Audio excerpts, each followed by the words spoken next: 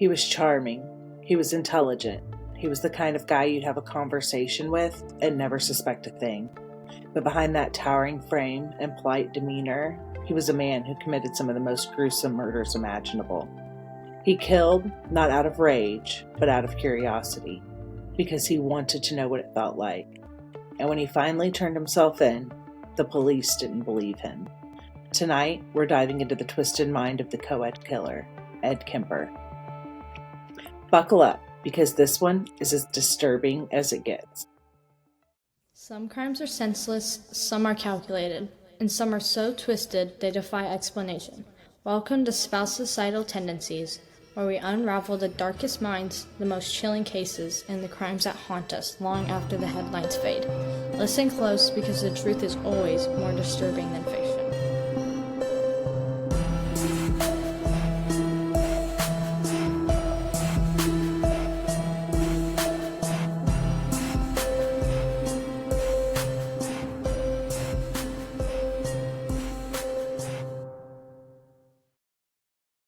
What's going on, guys? Welcome to another episode of Spouse-icidal Tendencies, where every week we tell the stories that make you say, what the fuck?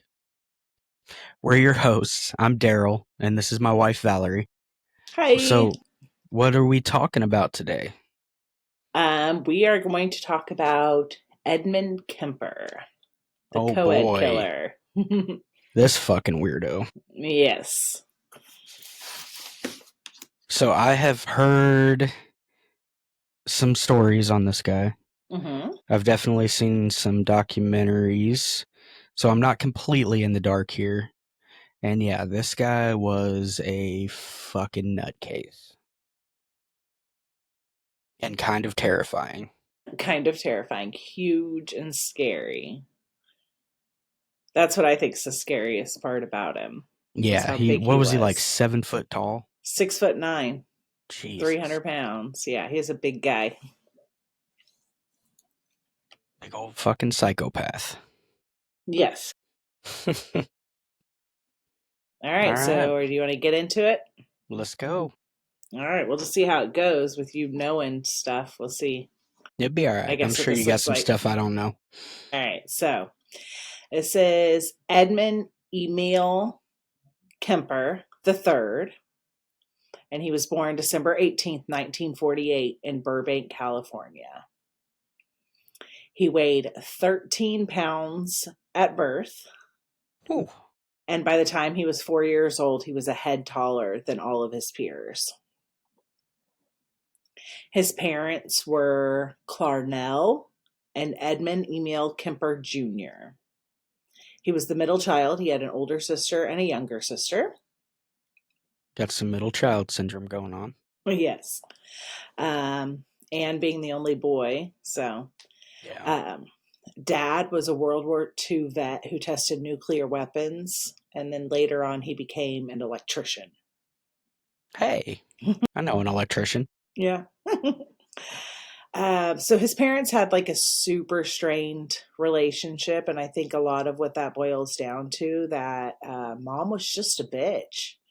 She was Clarnell. Yeah, super verbally abusive to her husband. She would often trash talk him and emasculate him. Basically talk about how he wasn't worth anything because he was just a menial electrician. Oh, well, fuck you. Yeah, I thought you might like that. That how you feel about me? No, it is not. His parents ended up separating in 1957, and Ed and his mom and his sisters moved to Helena, Montana. And then their divorce was finalized in 1961. Ed was like little Ed was Little Ed. Well, little big Ed. Little big Ed. Yeah. He was devastated because he was very close to his father and did not have a good relationship with his mother, so he kind of felt abandoned by his dad. Ed Kemper Jr., his dad, has said that suicide missions in wartime and atomic bomb testing were nothing compared to living with Carnell. So it sounds like they had a really happy, loving relationship. So when Ed was a kid, he started having pretty early signs of behavioral problems. Obviously, coming from like the strained relationship with his mother and feeling abandoned by his father. Clarnell was neurotic. She was an alcoholic.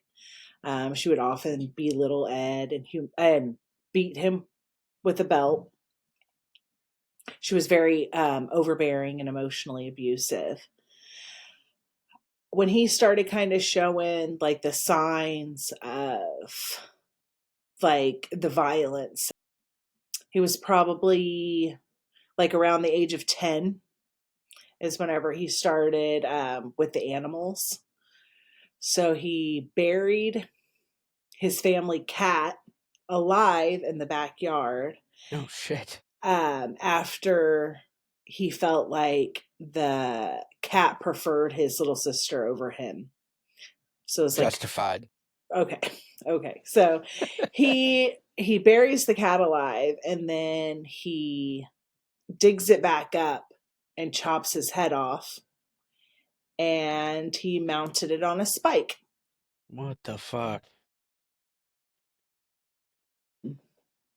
He said that like he admitted that he actually got pleasure from getting away with lying about killing the cat. Um, Around the same time, maybe a little bit before, what kind of got him interested in the decapitating thing, he went to a magic show, and the magician did this trick where he had like a guillotine, and he would call up somebody from the audience, and they would chop off, the person's head. And he said that the girl that they picked to be the volunteer from the audience, she was beautiful and she was smiling and she was happy. And he said that like from that time, it was like he realized that it kind of that he liked that the idea of a beautiful woman having her head chopped off. So God. yeah, so he kind of started experimenting with that kind of thing with the cat. And then it happened again when he was 13 years old. He killed another one of the family pets. This time he did it with a knife and he chopped it up in pieces and hid the pieces in his closet where his mother found them. Oh shit. He would decapitate all his sister's dolls. He'd cut their heads off and their hands. And then he would get his sisters to play gas chamber and electric chair with him. And so basically, he'd have his sisters like lead him to the gas chamber where he would die this dramatic death, or he'd have them tie him to a chair and electrocute him. They'd pull the switch and he would, writhe in pain until he died in the electric chair. Yeah, I remember playing that game as a kid. Right. Yeah. All the time. Yeah. Hey, wait. So back up one more second. So this is me speaking as a parent. You said he did that to a second family pet? Yeah. There were two cats. There were So two different so cats. they got another cat after he Well, buried the but first he one lied. alive? No, he lied about the cat, remember? Oh, okay. So we're So, just out here rolling the dice and yeah. hoping that he was telling the truth. But then when they find the pieces of the next cat in his closet, I think that's probably kind of hard to deny at that Like this point. little motherfucker. So by the time he was, 15 years old, he was 6'4". And after like the killing the cats and stuff, his mom became worried that he was going to end up hurting one of his sisters. So at night, she would lock him in the basement so that he wouldn't have access to assault or murder his sisters. Great idea, Clarnell. Well I mean, played. she may not have been that far off. No, I mean, yeah, she was probably doing the right thing there. But another thing that kind of added to their relationship issues is that she refused to show Ed any kind of love or affection because she was afraid that it might turn him gay. Hmm. So later it came out that mom was suffering from borderline personality disorder. So that may have kind of played into that a little Oh, bit. fun. Yeah. All right. So in the second grade, he became obsessed with his teacher. He had a huge crush on her. He did not hide the fact, like all of his friends knew, his family knew. Um, he would sneak out of his house in the evenings with a bayonet that his father had from World War II, and he would stare at the teacher through her windows with the bayonet. My. Yeah, so it started like in second grade. You're like 8 years old, so um, I heard I heard both ways that it was either one of his sisters or one of his school friends asked him why he didn't kiss his teacher, and he said that if he was going to kiss her, he would have to kill her first. Well, of course. That only God makes damn. sense, right? Right? So this guy essentially, he was fucked from the get-go. Yeah, I think he Mommy probably did. issues, definitely started acting out at a young Mommy age. issues, daddy issues. Yeah. Yeah, It's a little serial killer cocktail right there. exactly. He also, as a kid, came close to dying a couple times himself, and at least two of the times were because of his older sister. So it kind of makes you wonder if there were some issues there. Uh, at one point, she pushed him in front of a train. And then another time, he almost drowned because she pushed him into a pool. Okay, in all fairness, that's probably not got a lot to do with it. I know growing up, me and my sister, we had some near-death experiences a few times.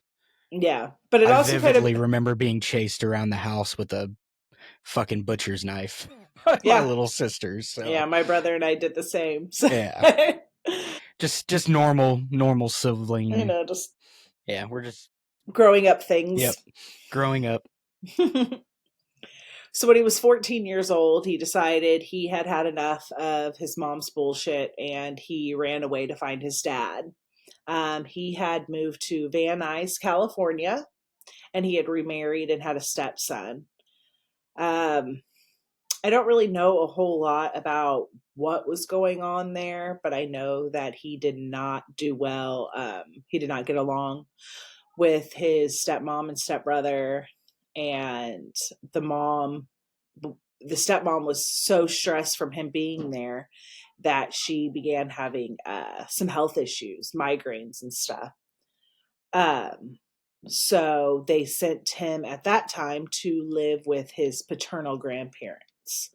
And they lived in like on a ranch at the foothills of the Sierra Nevada, just outside of the town of North Fork. Ed hated it at his grandparents. He said his grandfather was senile, and his grandma was a lot like his mother. She would emasculate the grandfather, and Ed just was kind of awful to both of them. Lots of animals to play with, though. Yeah, yeah. So that being said, the grandfather ended up giving Ed a 22 caliber rifle to shoot rabbits and gophers. Solid move, Grandpa. Um, Grandma was kind of worried because she's like, this guy's angry, and he was killing all types of different animals and not just the gophers and the rabbits. Um, and Grandpa's like, it's fine. Like, he's not killing people. He's Like, just a boy. right. He's just doing, boys will be boys. Let him do what he's doing.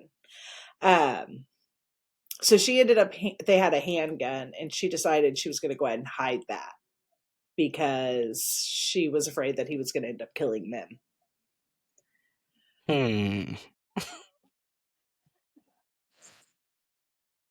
August 27th, 1964. Ed is 15 years old. Um, Ed got into an argument with his grandmother, and he went in his room and he got his gun, and he told his grandma he was going to go out and shoot the Gophers. She was sitting at the table in the kitchen, and whenever he acted like he was going to walk out the door and she turned around to face the table, he shot her in the back of the head and then twice more in the back. So he moved her from the table, took her into the other room. Here, a few minutes later, Grandpa shows up. He's been at the grocery store, and he pulls up and he starts unloading the groceries from the car. And Ed goes outside and shoots Grandpa in the head 3 times. Jesus. He said that he thought he was afraid that his grandpa was going to be mad at him, and he was afraid that he might suffer a heart attack if he found his wife dead, so he was sparing him by shooting him in the head.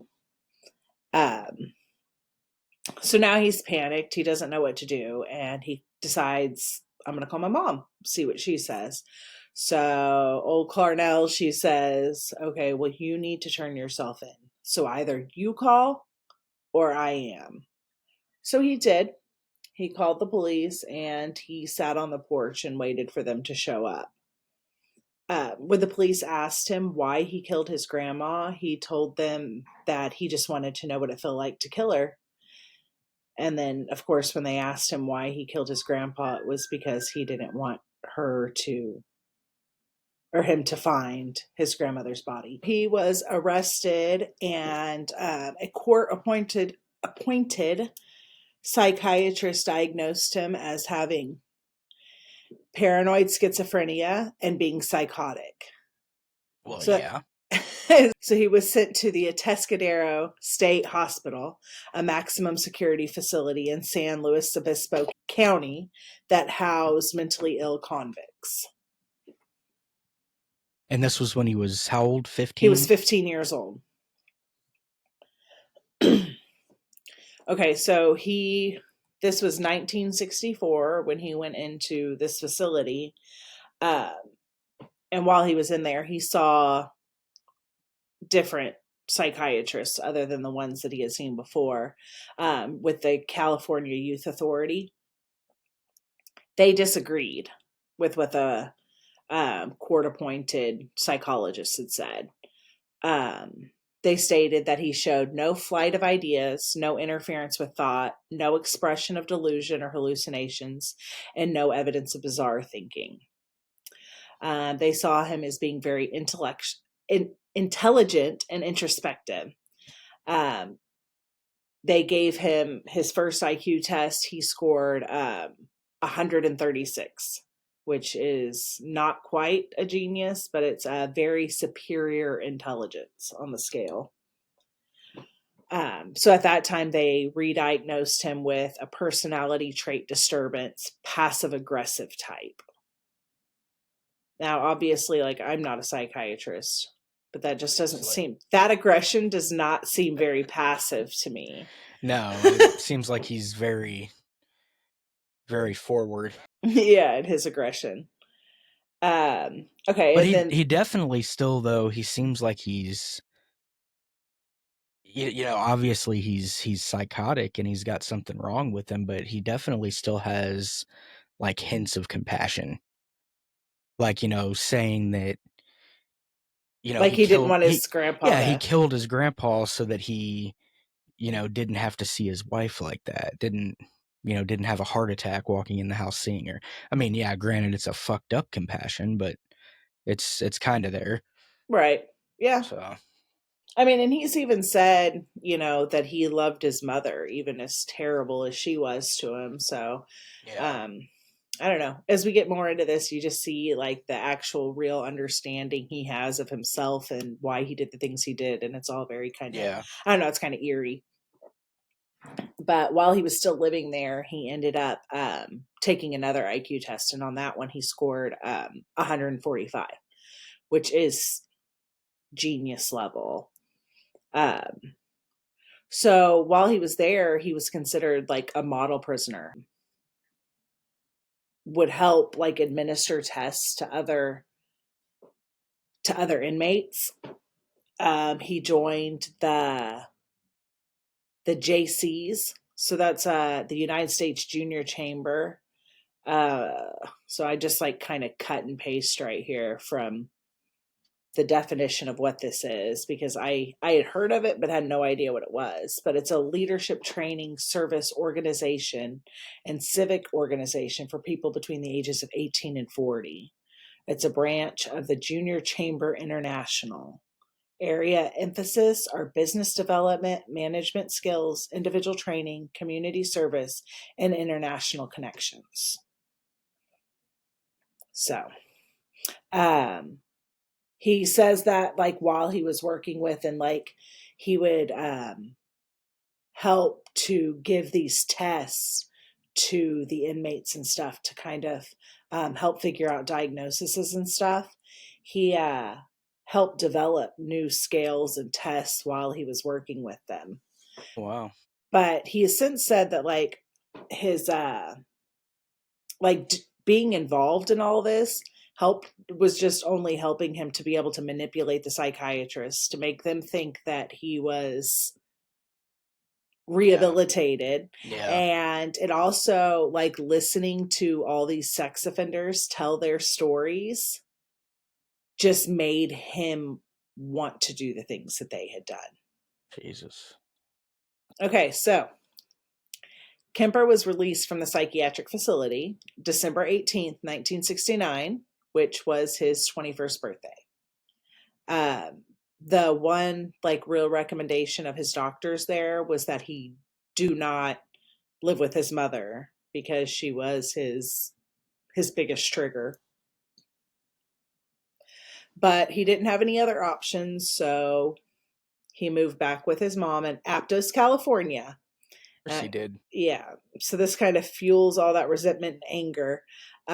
His mom at the time was working as an administrative assistant at the University of Santa Cruz, so UCSC. He continued to work with his psychiatrist after his discharge, and he proved to them that he was rehabilitated. So November 29th, 1972, his juvenile record was permanently expunged. Shit.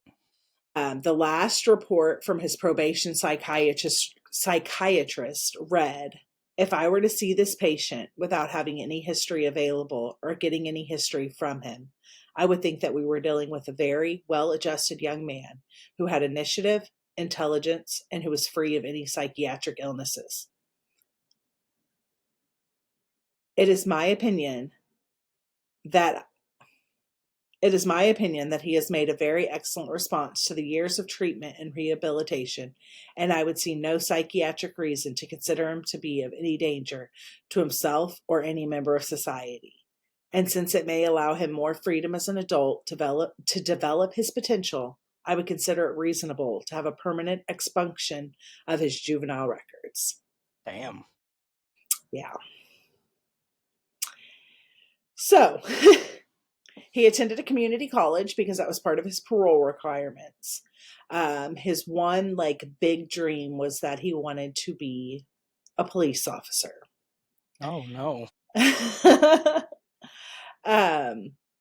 And he was rejected from being able to do so because he did not meet the size requirements to be a police officer. So apparently you can be rejected from being able to go to the police academy for being too tall.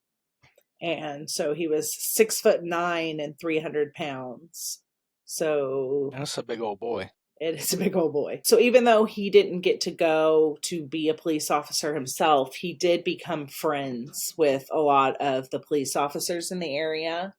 And he would frequent a bar called the Jury Room, where a lot of the police officers would hang out. And he ended up getting the nickname from them of Big Ed. Keep your friends close and enemies closer. Isn't that the saying? Yeah, something like that. So after that, he kind of worked like little odd and end jobs. And then in 1971, he ended up getting a job with the California Highway Patrol as a Santa Cruz municipal worker. His relationship with his mom was still really rough. They would have fights all the time. The neighbors would overhear them fighting. He later said about this time in his life, my mother and I started right in on horrendous battles, just horrible battles, violent and vicious. I've never been in such a vicious verbal battle with anyone. It would go to fists with a man, but this was my mother, and I couldn't stand the thought of my mother and I doing these things. She insisted on it, and just over stupid things. I remember one roof raiser was over whether I should have my teeth cleaned. So he started saving up money so that he was able to move out, and he and a friend moved to Almeda. Almeida, maybe? I don't know. But Maida? Are you the California No, expert? I've just heard it before. Okay. Almeida. But he still had trouble getting away from his mom because now she's just calling all the time and dropping in on him unexpectedly. But over the next, bit of time, next couple of years, he would, move out on his own, or then he'd have financial issues and have to move back in with his mom. And it was kind of a back and forth thing. But in 1971, the same year that he started working as the Santa Cruz municipal worker, he had bought a motorcycle and got into an accident when a car hit him on his motorcycle. So he ended up suing the driver of the car. His arm was hurt pretty bad, so he was unable to work. And he got a $15,000 settlement, which is equal to like $106,000 in today's money. With part of the money that he got from the settlement, he purchased a 1969 Ford Galaxy. Around this time, he started kind of driving around the campus that his mom worked on, and noticed that there were a lot of girls that were hitchhiking. So he decided he would start picking these girls up. And it started out pretty innocent. He would just, see them and give them a ride, and was kind of working on perfecting how to appear to be trustworthy and approachable. And then little by little, try not being 7 foot tall and a monster. Right.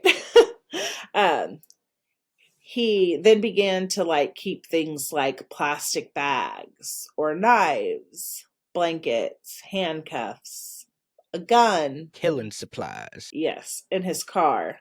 At some point during this time, he had met a 17-year-old girl who went to Turlock High School. There's not a whole lot of information about this out there, but they became engaged at one point, and their relationship lasted over a year until she broke it off when Ed would eventually be arrested. So that is... She found some cat parts in the closet, huh? I think that it was actually when he was arrested that she broke things off, but I thought that was kind of interesting that during all of this, or at least part of this, he was engaged to someone. But she asked that her name not ever be released. I think that's kind of understandable. Yeah. May 7th, 1972, Mary Ann Pesci and Anita Lucchesa were two 18-year-old girls who were hitchhiking from Fresno State to Stanford University. So he picks these girls up under the pretense that he'll give them a ride to this university. So he drove for about an hour, and he made it seem in a way that he was going where they wanted to go, so they didn't notice, that he was up to something. Kind of got them to trust him, and just visited with them while he ended up driving out to this secluded road. when he gets there, he ends up handcuffing Marianne, and later has said, when talking about this, that he got embarrassed because when he was handcuffing her, he accidentally brushed her breast. And so he apologized. Well, Anita ends up running away. So he chases her down and he kills her in the woods. He ends up trying to strangle her and then ends up stabbing her to death. He goes back to the car and gets Marianne, and he says, hey, your friend, tried to run away from me, so I hit her in the nose and she's bleeding. She needs your help. So he gets her out there. She turns her back and he stabs her. Takes her back, puts her in the trunk, and she bleeds to death. Ends up bleeding to death in the trunk. He put Anita in the trunk with her and drove them back to his apartment. He even got pulled over on the way back to his apartment with these girls in his trunk because he had a broken tail light, and the officer apparently didn't suspect a thing. Well, he's probably friends with him. Yeah, like probably just, oh, hey, it's old Big Ed. Big Ed, just get that tail light fixed, buddy. Right. See you out there at the jury room Right. tomorrow night. Or so he had a roommate at the time, but his roommate wasn't home. So he went ahead and carried the bodies into his apartment, where he took photographs of them and then had sex with both of their bodies. Jesus. He decapitated both women and then dismembered them, putting their body parts into separate plastic bags. He took them out to the Loma Prieta mountain and threw the bags out. He then took the skulls of both of the women and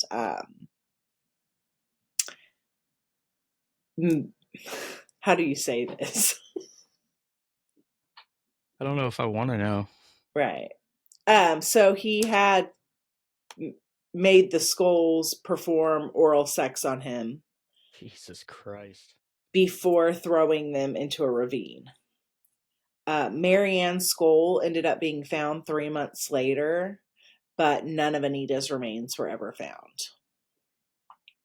God. September 14th, 1972, Aika Ku was 15 years old. She was a dance student and she missed her bus, so she decided she was just going to go ahead and hitchhike to get to her dance class. Ed Kemper picked her up, drove her to a remote area, pulled a gun on her. And then he gets out of the car to get something out of the trunk. And when he closes it, he realizes he's closed the keys in the trunk. And has left the girl in the car with the gun. Somehow he is able to convince her to let him into the car. And he immediately strangled her and then raped her and then murdered her before putting her into his trunk and going to the bar for a few drinks. Damn. So when he's finished at the bar, he said that he went outside and opened up his trunk and just, in his words, quote, admired his catch like a fisherman. It's like he was trying to get caught. Right, like he just doesn't care. He ends up taking her body back to his apartment where he had sex with her corpse and then dismembered her, decapitated her, and disposed of her like he had his previous victims. Okay, next we have Cindy Ann Shaw. She was 18 years old. In January of 1973, he picked her up on the Cabrillo College campus. He drove her to a secluded area and shot her with a .22 caliber pistol and put her in his trunk. At this time, he was living with his mother again, and he took her body to his mother's house where he hid her in the closet and kept her in there overnight until Mom got up and went to work the next day. He then took her body out of the closet. He had sex with it and then removed the bullet to keep them from being to identify where the bullet came from. Yeah. Put her in the bathtub, dismembered and decapitated her. He took and got rid of the pieces of her body, but decided to keep her head for several days. And he regularly raped her skull. After a few days of this, he decided he would bury her head in his mother's garden. And when he buried it facing up, looking at his mother's bedroom window, because he said that his mom, she always wanted people to look up to her. What the fuck, man? Yeah. The rest of her remains were thrown off of a cliff, and over the next few weeks, they were found little by little. Everything except for her head and right hand had been found, and they had placed it together like a macabre jigsaw puzzle. So the last two of the co-ed murders that were committed were Rosalind Heather Thorpe and Alice Helen, and she went by Allison Lou. This happened on February 5th, 1973. At this time, obviously, the area had taken notice to what was going on, and there were also two other serial killers in the same area at the same time as Ed Kemper. So that was, I think, it was John Fraser and Herbert Mullins, I think were their names. Herbert Mullins for sure. They were in the same area? Yeah, they were all, so like Santa Cruz previous to this had been like a quiet kind of beach town, and everybody just kept to themselves. People retired there. Well, then in 1965, when the college had opened up there, it kind of changed the scene a little bit. And then at this time, there was three serial killers going at the same time. So it became like the murder capital of the United States. Yes. So they, like, obviously everyone around there has taken notice. They're worried. They're, the universities have said, hitchhiking was huge, back at this time. And they said, if you're going to hitchhike, like, make sure you're not getting into a vehicle of anyone who doesn't have a university sticker on their car. Well, old Ed's mom. His mom worked at the university. Yes, so he was able to get a sticker and he put it on his car. Well, scratch that plan. Right. Yeah, he thought of everything. So, I don't know that I'd be hitchhiking at all. With 3 serial killers. Right. And I mean, I don't know, like if they knew that it was 3 serial killers, or they just know that, I don't know a lot about the other people. I guess that's true. Yeah, they just know that people are dying. Maybe if you live in the murder capital of the world, you don't hitchhike. You don't hitchhike. And you're like completely fit the profile of people that are coming up missing. Like, kids are dumb. They don't listen. Yeah. So he first encounters Rosalind. She exited a lecture and came up on Ed in his car with his university sticker and thought him to be another student at the university. She gets in the front seat and they start chatting it up. Everything's fine. And then he, a little bit further down the road, comes across Allison. And she was hitchhiking. She gets into the back seat of his car. So he drives for a little bit and then he slows down and he looks over at Rosalind and he shoots her in the head. Turns around, looks at Allison and fires 3 shots. The first 2 missed her because she was like, wiggling around trying to get away from the bullets, and he ended up shooting her in the temple with a third shot. He wrapped both the bodies in blankets and took them back to his mother's house. He decapitated them outside of his mother's house in his car, and then he carried their headless corpses into the house. Much like his previous victims, he had sex with their bodies. He then dismembered them and removed the bullets. He discarded their remains, and they were found a week later. Some were found a week later at Eden County, and more were found on Route 1 in March.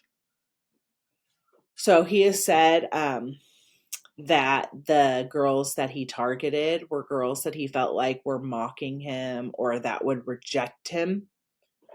When they questioned him in interview as to why he decapitated his victims, he explained the head trip fantasies were a bit like a trophy.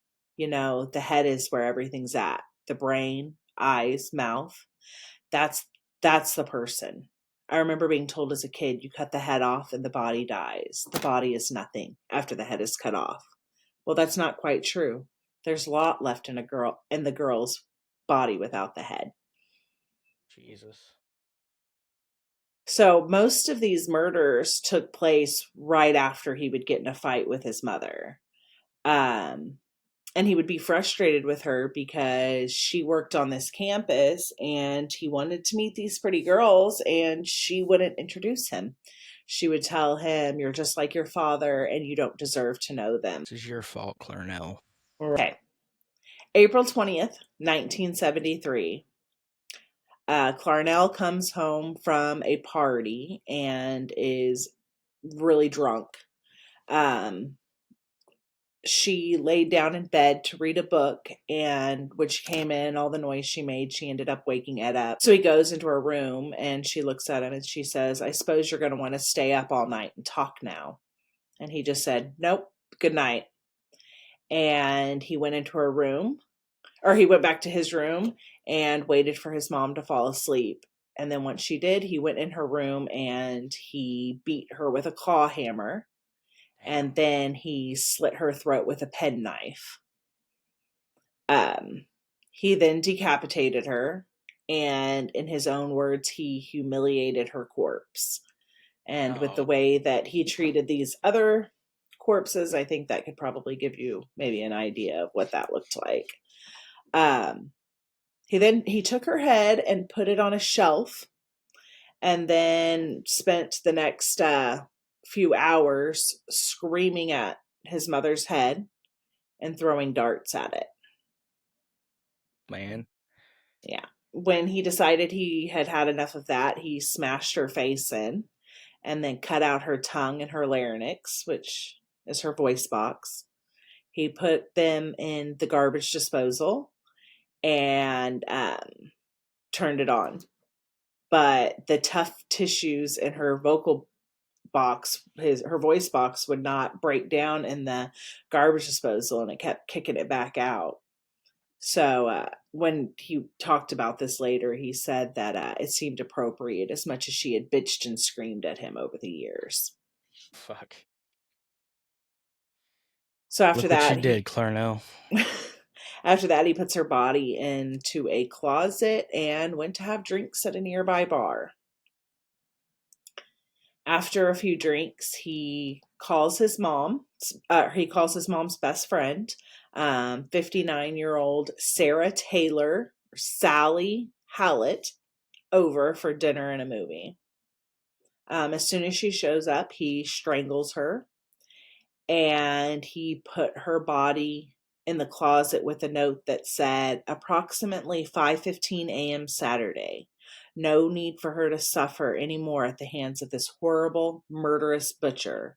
It was quick asleep, the way I wanted it. Not sloppy and incomplete, gents. Just a lack of time. I've got things to do. So he gets in his car and he fled to Pueblo, Colorado. He drove nonstop, taking caffeine pills to stay awake for the over 1,000-mile drive. He brought 3 guns with him, and hundreds of rounds of ammunition, because at this point he expects that he is the target of this massive active manhunt. He watched and listened to the news, waiting to hear something about them discovering his mom and her friends' bodies. But when he didn't hear anything, he decided to just go ahead and call the police and confess to what he had done. Well, at least confess to killing his mom and Sally. When he called, the police didn't believe him. They thought that he was pranking them. And they said, just, call back later. So he calls back later, and when he does, he asks for an officer that he knew personally and confessed to killing his mom and Sally. They still didn't believe him because, this is Big Ed. Big Ed wouldn't do something like that. Like, Right. Obviously he's joking. What are you, you bored or what? He ended up giving like some, details to where they were kind of forced to believe him. And they contacted the Pueblo Police Department, and he stayed by the payphone until they came and picked him up. When they did pick him up, he immediately confessed to killing the 6 co-eds. So later during an interview, he was asked like what made him decide at this point to turn himself in. He said the original purpose was gone. It wasn't serving any physical or real or emotional purpose. It was just a pure waste of time. Emotionally, I couldn't handle it much longer. Toward the end there, I started feeling the folly of the whole damn thing. And at the point of near exhaustion, near collapse, I just said to hell with it and called it all off. So, wasn't any point left after killing mom, huh? Yeah, because that's what he was doing. He was just killing mom over and over. It's the root of all of it. He said that like after he killed his mom, like he was just sick and there was no way he was going to be able to do this anymore. Like the purpose had been served.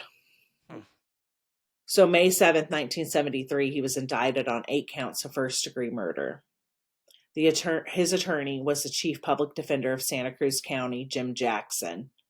Due to his explicit confessions, their only option was to plead not guilty by reason of insanity. He's already said all the details. He's given them all the evidence to prove that he's done these things.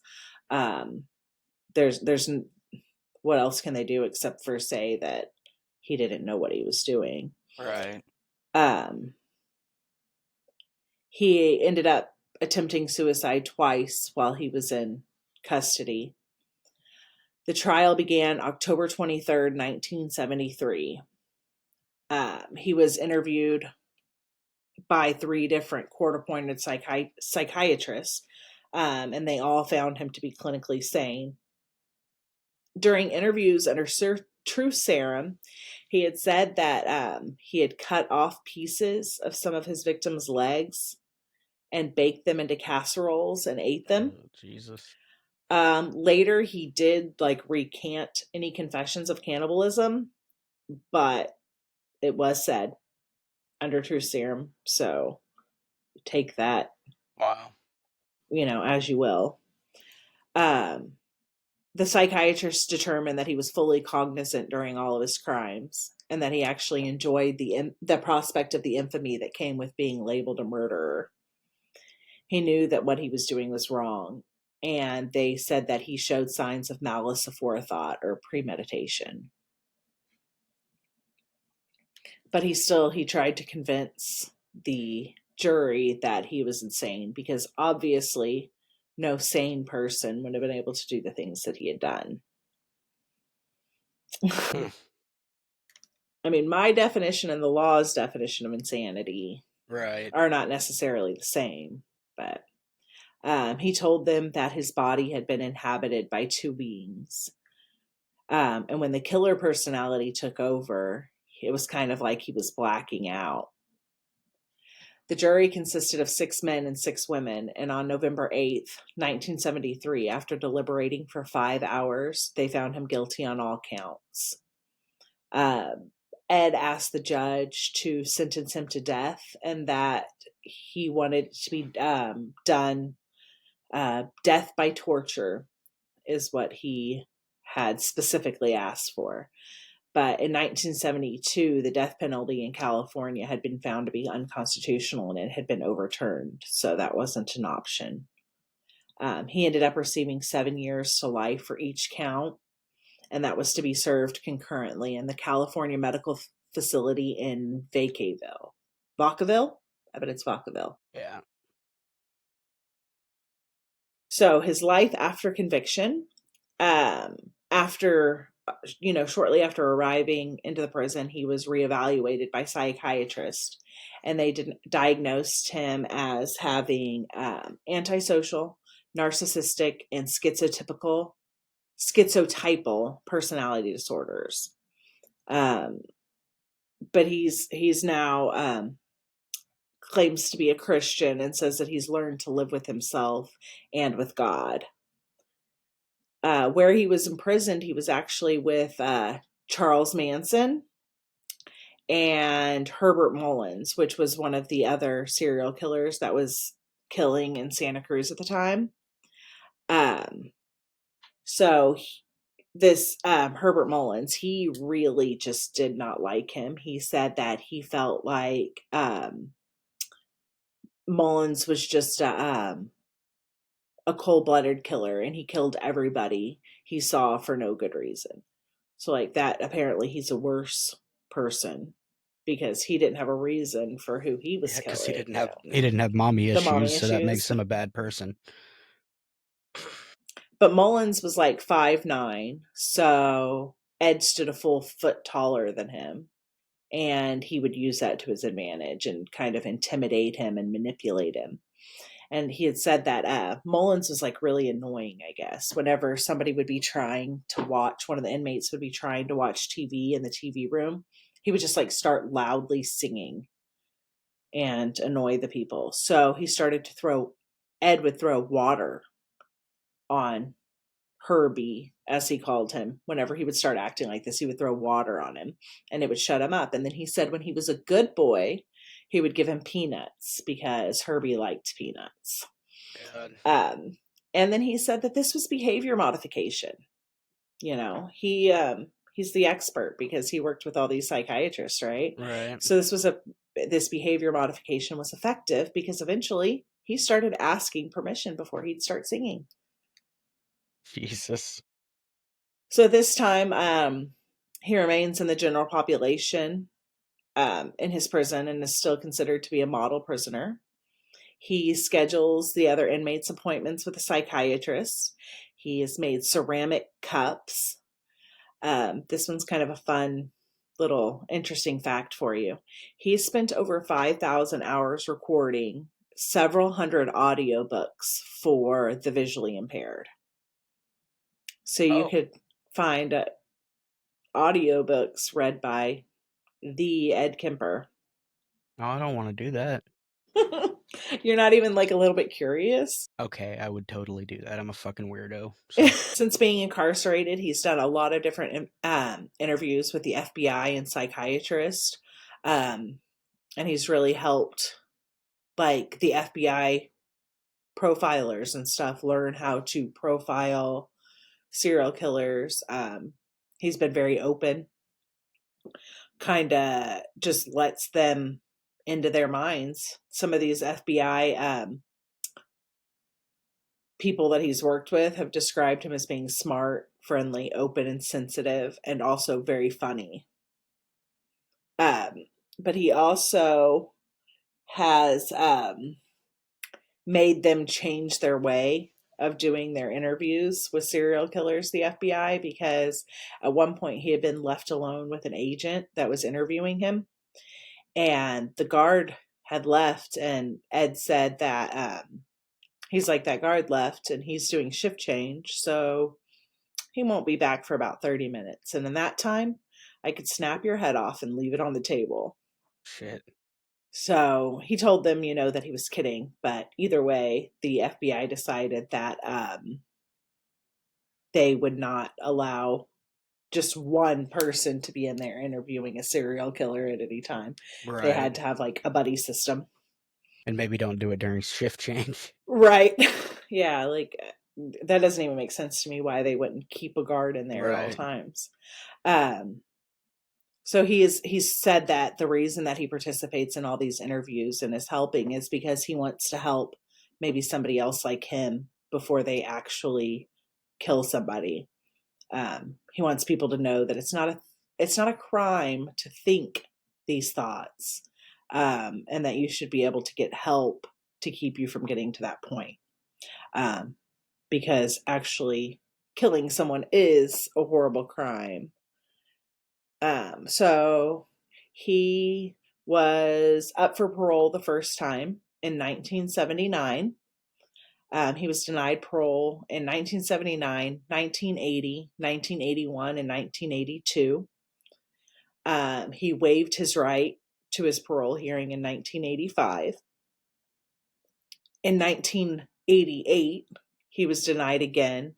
And at that time, he said that society is not ready in any shape or form for me, and I can't fault them that.